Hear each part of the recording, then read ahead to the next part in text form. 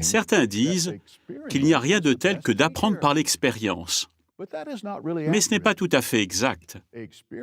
Apprendre par l'expérience est bien souvent source de gros problèmes. Frère Fernando Casillas est né au Mexique, mais quand il était encore bébé, sa famille a déménagé aux États-Unis. Le quartier dans lequel il a grandi était dominé par des gangs qui ont eu une influence très néfaste sur lui. Mais malgré ce contexte défavorable, remarquez comment la vérité l'a attiré.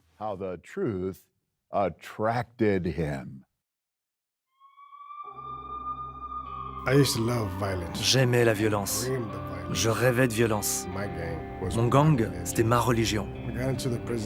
J'ai connu la prison très jeune.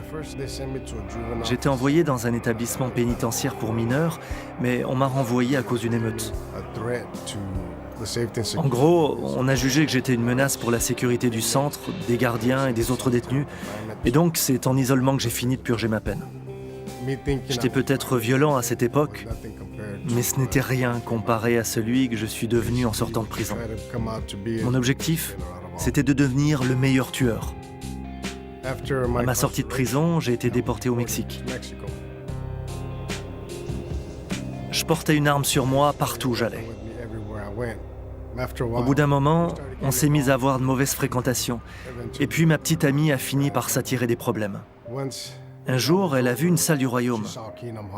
Quand elle était enfant, elle avait assisté à des réunions. Elle a réussi à me traîner jusqu'à la salle du royaume. On m'a bien accueilli. J'ai fait la connaissance d'Omar. Et on a commencé à passer du temps avec lui et sa femme et à assister aux réunions. Et quand j'ai su que cet homme avait été un de mes rivaux, ça m'a sérieusement contrarié. Je me suis senti trahi parce qu'il ne m'avait rien dit. Je ne pensais qu'à une chose, il faut que je trouve un moyen de le faire venir pour lui régler son compte. Et après avoir réfléchi à tout ce que je voulais lui faire subir, cette nuit-là, je n'avais pas arrêté d'y penser, j'ai décidé de rester ami avec lui. Et finalement, on a commencé à étudier la Bible ensemble. Après tout ce que j'avais fait, je pensais que c'était impossible qu'un Dieu me pardonne. Isaïe 55:7 m'a beaucoup aidé. Il dit que le méchant quitte sa voie et l'homme malfaisant ses pensées, qu'il revienne vers Jéhovah, qui aura pitié de lui. Et avec le temps, j'ai bien compris que Jéhovah pardonne réellement. J'avais décidé que je ne retournerais plus jamais en prison. Je ne voulais plus rien avoir à faire avec tous ceux qui avaient des activités criminelles. Je me sentais libre. J'ai fait des progrès et j'ai arrêté de fumer, de boire, et je suis devenu proclamateur non baptisé.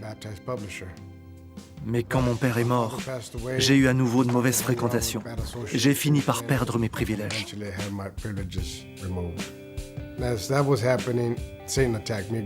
C'est alors que Satan s'en est de nouveau pris à moi.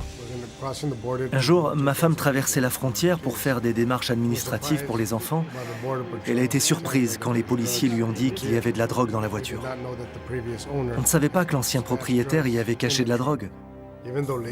Plus tard, il a été prouvé que la drogue n'appartenait pas à ma femme et elle a été relâchée. Mais ils ont quand même décidé de garder mes enfants. J'ai alors pensé à reprendre mes vieilles habitudes. Je voulais monter un coup avec mes anciens amis pour ramener mes enfants au Mexique.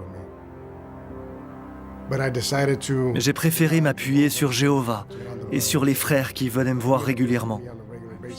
Ils m'encourageaient en me disant que Jéhovah s'occuperait de tout. On nous a finalement rendu nos enfants grâce à Jéhovah. Bien sûr, il a fallu que je lutte un peu, mais j'ai retrouvé mes privilèges. Quelques mois plus tard, je me suis fait baptiser. Je suis aujourd'hui beaucoup plus heureux qu'avant. Un jour, je prêchais dans un centre de réinsertion et j'ai rencontré un homme que j'avais connu dans le passé. Quand il a su qui j'étais, il m'a dit « C'est à cause de toi que j'avais quitté la ville. À chaque fois que tu me voyais, tu me tirais dessus. »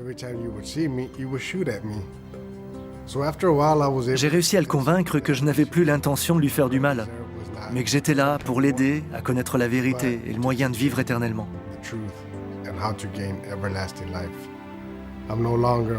Je ne suis plus un homme violent. J'aime les responsabilités que Jéhovah me confie. Je suis assistant ministériel depuis 2 ans. Je m'occupe des comptes de la salle du royaume alors que je volais de l'argent par le passé. Pour gagner ma vie, je fais des travaux de jardinage. Maintenant, je ne me promène plus avec des couteaux, mais avec mes outils. On peut vraiment dire que j'ai forgé mes pistolets en soc, ou plutôt en cisaille et en tondeuse à gazon.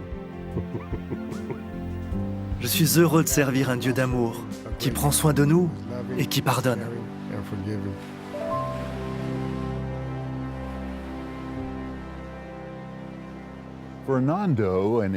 Fernando et sa famille font partie d'une congrégation anglaise au Mexique. Quand on voit tout ce que frère Casillas a vécu, on se rend compte que Jéhovah est le meilleur formateur. Si vous écoutez Jéhovah, vous pourrez apprendre sans avoir à vous brûler les ailes. Jéhovah est celui qui t'enseigne pour ton profit.